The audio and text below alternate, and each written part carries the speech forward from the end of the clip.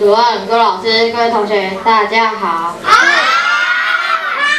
我是自乡乡长钱一红。我今天要讲的故事是无用的大树。无用的大树。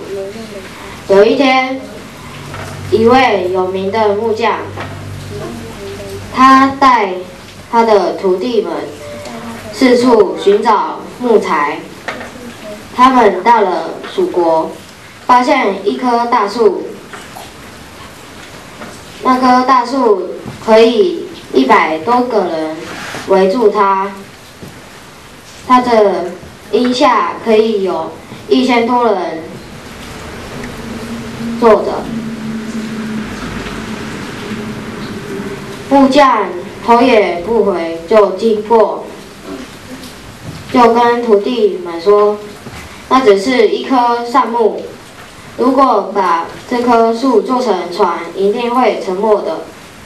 当天晚上，木匠做梦到那棵大树说：“你说我没有用，只是你们都没有砍我，到最后我还是长很高、很大、很粗壮。”